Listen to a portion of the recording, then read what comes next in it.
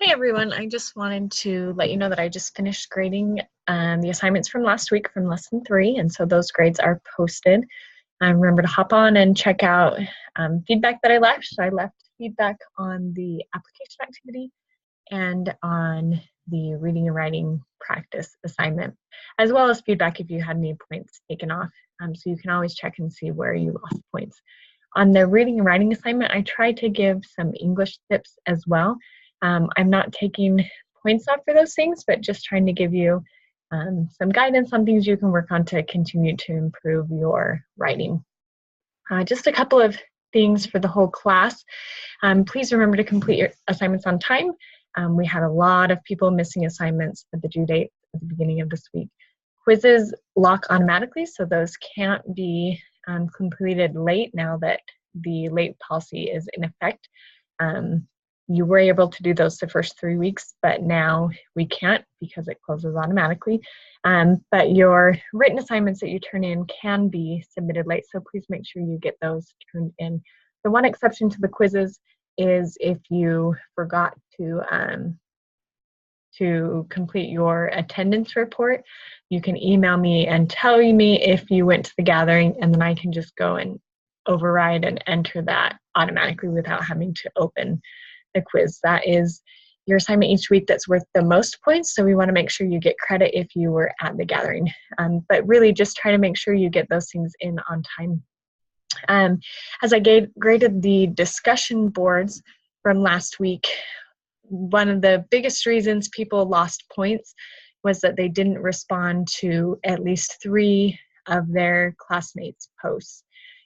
So you do your own initial post, and then you need to respond to 3 other people's initial posts as well. So that's important to get full credit on the discussion board, so make sure you're doing that. And then some of the biggest things in the writing to work on, it's kind of the first things to look at, are capitalization and punctuation. So you'll always capitalize the first word in a sentence, and then you capitalize proper nouns or titles within the sentence, but that beginning of the sentence is always going to be capitalized. And then every sentence is going to have some type of end punctuation. Usually it's a period, question mark if it's a question, exclamation mark if you're saying something exciting, usually a period, but you want to make sure that you have that end punctuation. I want to share with you a resource that you can go to. BYU Idaho has a writing center. If you type in BYUI Writing Center, it'll pull it up. But as part of that, this is the Welcome to the Writing Center. Once you're an online student, you can actually use their tutoring services. But right now, as a pathway student, something that's available for you are these tutorials and handouts. So if there's something in particular that you're struggling with, you can come here to get a little extra help. So for example, capitalization. You can click on that. There's a video you can watch, or you can look at this little summary of when to capitalize certain things. Or we can go to punctuation marks. Oh, there we go. And get some help on that if you need it. So that's another resource you can go to if you're having questions about your writing. And the last thing I wanted to show you, because I've seen it a couple of times and it's not something I thought of, but it makes sense that it could be a common error, is the difference between been and being. And I think they sound similar enough that you're using one for the other without realizing the difference. So being, let me think of a sentence. My kids are being good. And been is the past tense.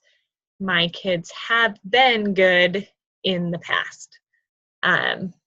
So different tenses of the word be, but being is the present. My kids are being And been is the past tense. I have been good in the past. Again, something that I think they sound similar enough that you don't notice the difference, but something to watch because I've seen it come up a couple of times. So that is all for this week. Keep up the good work. It's fun to get to know you more as I read your assignments and participate with you on the discussion board. I'm going to hop on the discussion board tomorrow and check out things there. Email me if you have any questions. And again, just make sure you get those quizzes and discussion boards submitted on time and everything else that you can. As long as you're getting assignments completed and submitted in this class, you're going to pass and do well. It's when you start to miss too many things that comes more into question. So get to work, be busy. Let me know if you have any questions, and we will see you on the discussion board.